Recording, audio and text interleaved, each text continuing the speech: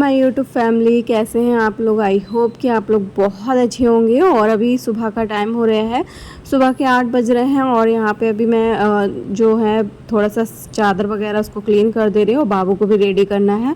और नन्नू पुन्नी जो है वो जा चुकी हैं, वो सुबह को 7 बजे ही चली जाती हैं। तो बाबू जो है वो 8:15 या 8:30 तक निकल जाता है, क्योंकि ज़्यादातर 8:15 तक उसके भैया जी आ जाते हैं लेने के लिए।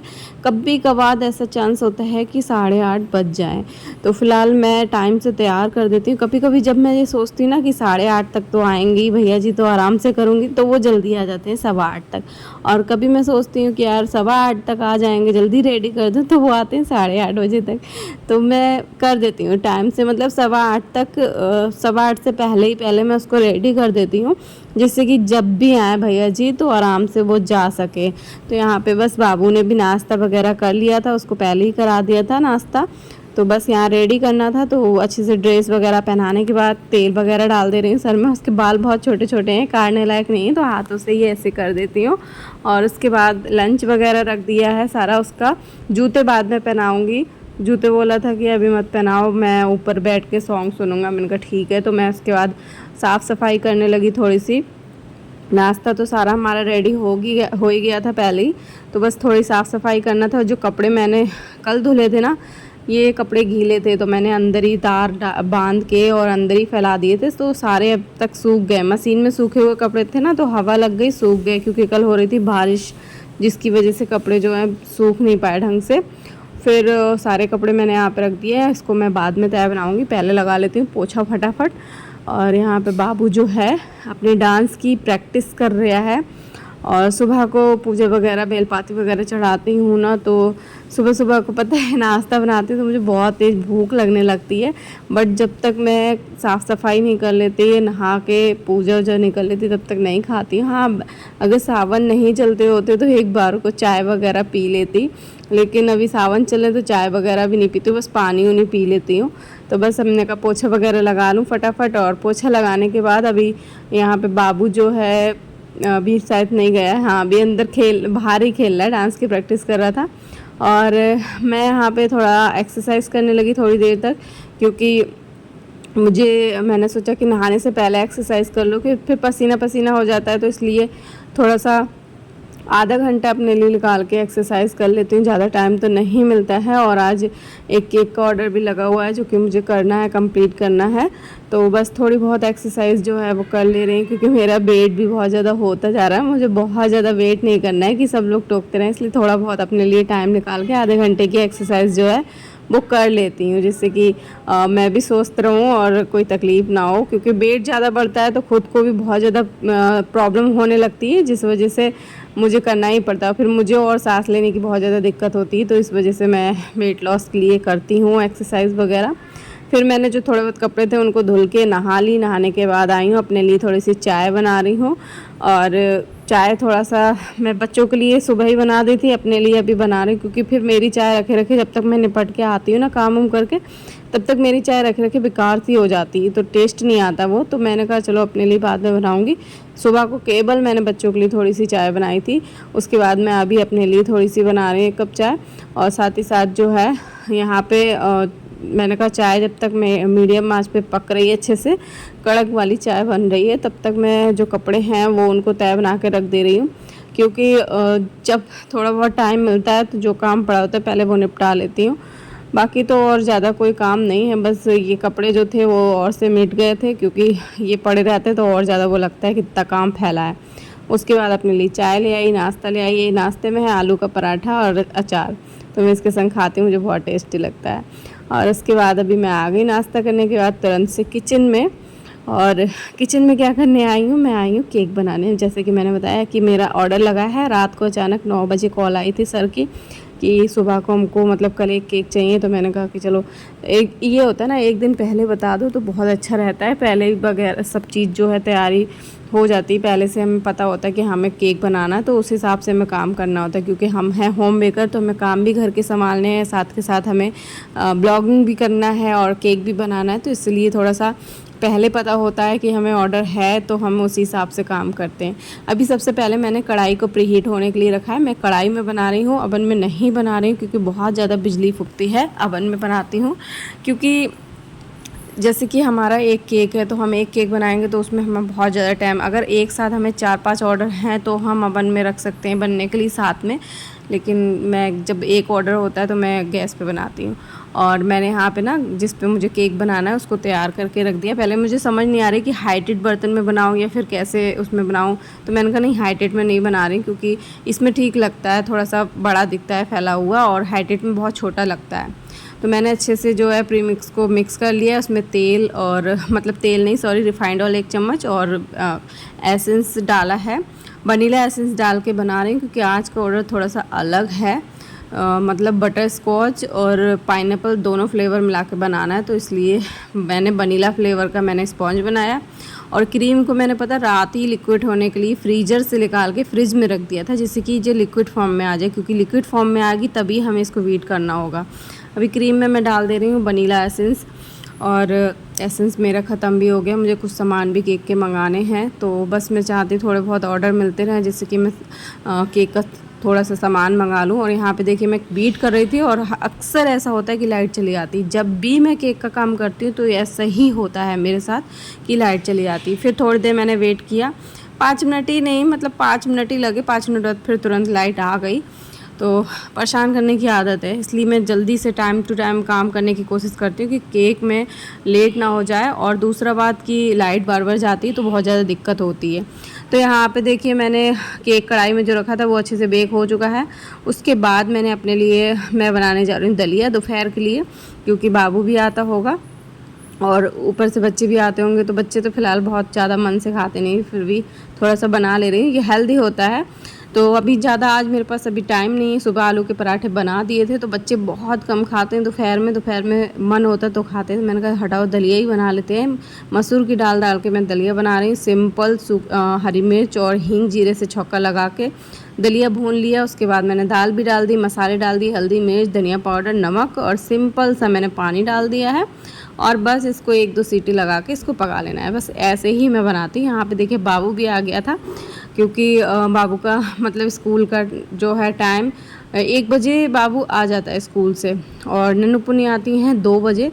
तो बाबू यहाँ पे आ गया तो मैंने फटाफट उसके जो कपड़े वगैरह हैं वो चेंज करे हैं, क्योंकि मुझे लगातार सारे ही काम निपटाने हैं, बच्चों को भी देखना है, साथ के साथ केक भी बनाना है। तो यहाँ बाबू के मैंने कपड़े वगैरह उतार दिए हैं, ड्रेस उतार दी। उसके बाद मैंने उसको खाना दिया। खाने में उसने दलिया नहीं खाया तो मैंने उसको सुबह के पराठे जो रखे थे उसमें जैम लगा के दिया है। तो मैंने अपने लिए दलिया लिया, मैंने दलिया खा लिया। और उसके बाद तब तक आ गई थी 2 बज गया और ये नन्नू पुन्नी भी आ गए।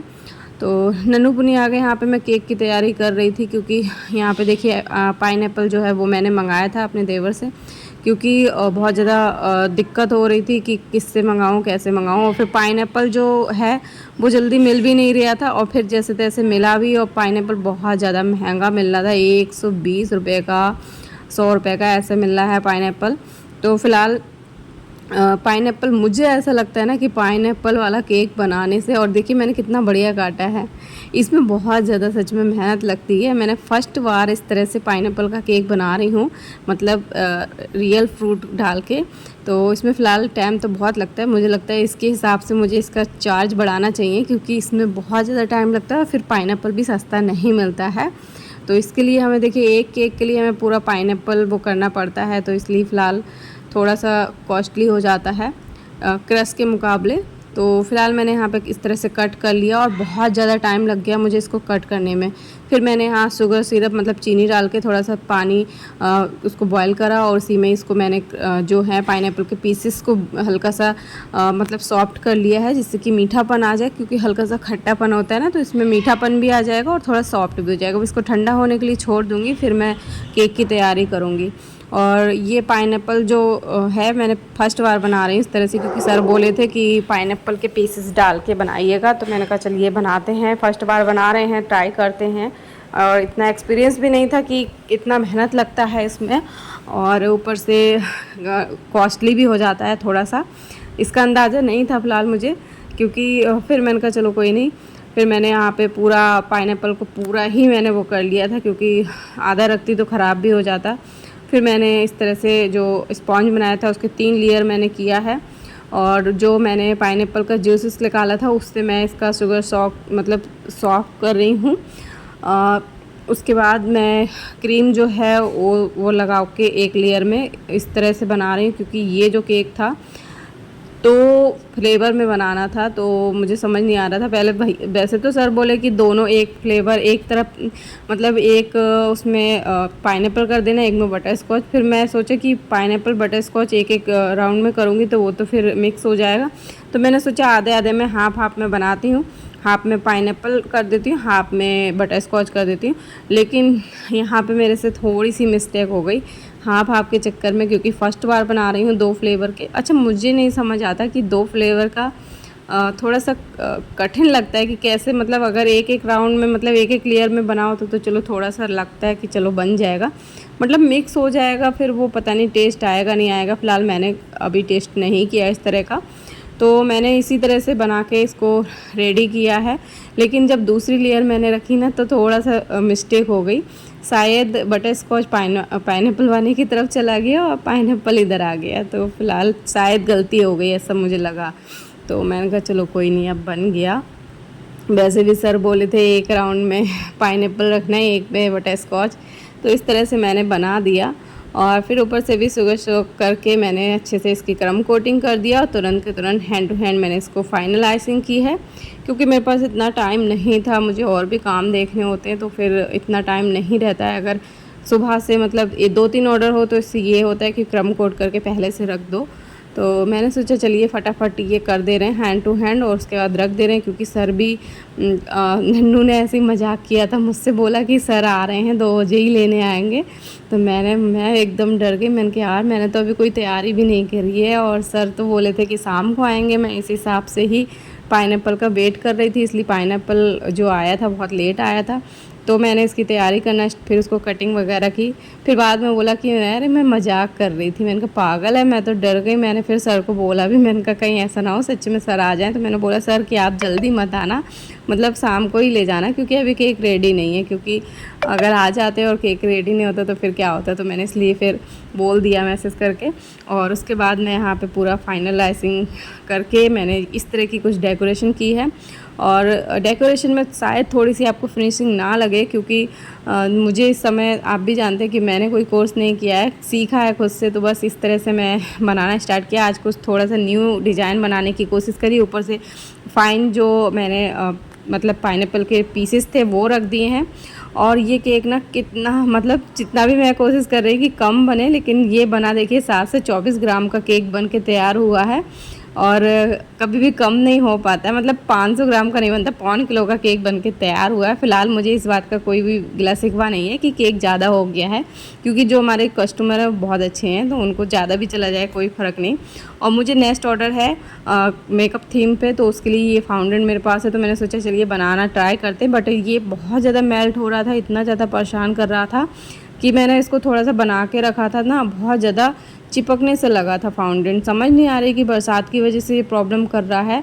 फ़िलहाल देखते हैं, कल बनाएंगे, अभी नहीं बना रही, इसलिए मैं कल हैंड टू हैंड ही बनाऊंगी। अभी यहाँ पे मैं टैग वगैरह निकाल रही हूँ और ये निकाला है लगाने के लिए।